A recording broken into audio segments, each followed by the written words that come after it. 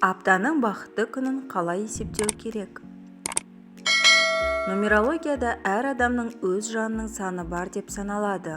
Ол 9 планетаның біріне сәйкес келеді. Аптаның әр күнін белгілі бір планета басқарады. Жан саны мен аптаның күні арасында байланыс бар. Осы арақатынасқа сүйене отырып, сіз аптаның бақытты күнін оңай есептей аласыз. Бұл күні маңызды істерді жоспарлау жақсы. Содан кейін бәрі ойдағыдай өтуі мүмкін. Жанның санын қалай есептеу керек? Ол үшін туылған күніңізді ғана аласыз. Барлығы 9 жан сандары, яғни айдың 1-ден 9-на дейін туылғандарда туған күніне сәйкес келетін жан сандары болады. Егер күн 2 таңбалы сан болса, яғни 10-нан 31-не дейінгі, онда 2 санды қосу керек. Мысалы 29-ны туылған адам үшін есептеу келесідей болады. 2 қосу 9 11, 1 қосу 1 2. Нәтижесінде алынған бір таңбалы сан бұл жанның саны. 9 санның әр қайсында 9 планетаның энергиясы бар. Ведалық астрологияда нумерологтар бұл сәйкестікті төмендегідей келтіреді. 1 күн, 2 ай, 3 Юпитер, 4 Раху, 5 Меркурий, 6 Венера, 7 Кету, 8 Сатурн, 9 Марс. Яғни туған күнге сәйкес әркімнің өз планетасы бар. Аптаның қай күні сіз үшін қолайлы? Ай дүйсенбі, Марс сейсенбі, Меркурий сәрсенбі, Юпитер бейсенбі, Венера жұма, Сатурн сенбі, күн планетасы сіздікі болса жексенбі. Жан саны Кетуа планетасына сәйкес келетін адамдар үшін жексенбі, дүйсенбі және сәрсенбі қолайлы болады деп саналады. Ал Раху үшін сенбі, жексенбі және дүйсенбі күндері қолайлы. Жан саны үшін 1, яғни күн жақсы күндер. 1, 4, 10, 13, 19, 22, 28, 31, яғни әр айдың сандары.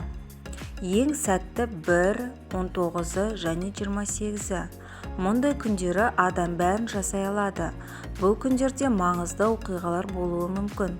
Аптаның бірінші санына қолайлы күндері жексенбі және дүйсенбі. Егер олар 19 немесе 28-не түссе, бұл оларды одан да сәтті өтеді. Жан саны үшін 2 ай ең жақсы күндер. 2-сі, 11-і, 20-сы, 29-ы, сондай-ақ 1-і, 4-і, 7-сі, 13-і, 16-сы, 19-ы, 22-сі, 25-сі. Аптаның ең жақсы күні дүйсенбі. Кез келген айдың 29-ы бұл өте жақсы уақыт. Жексенбі өте жақсы күн, егер ол жоғарыда аталған күндерге сәйкес келсе.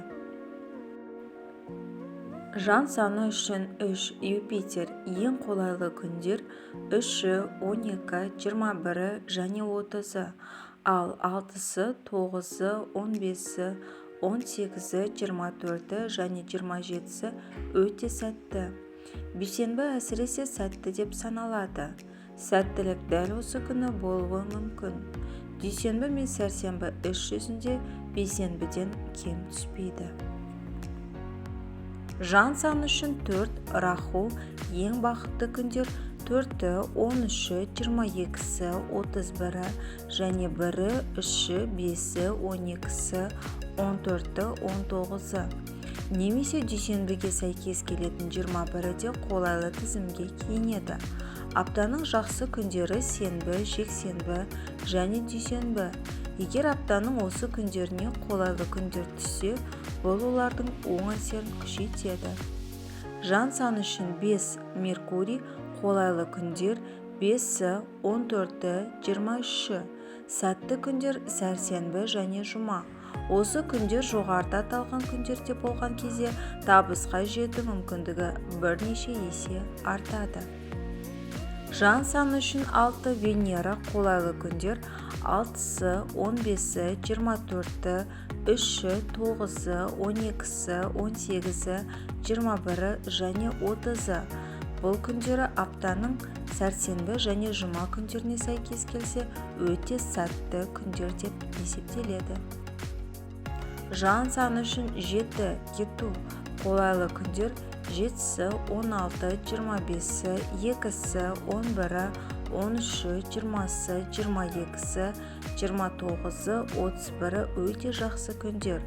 Аптаның сәтті күндері жексенбі, дүйсенбі және сәрсенбі.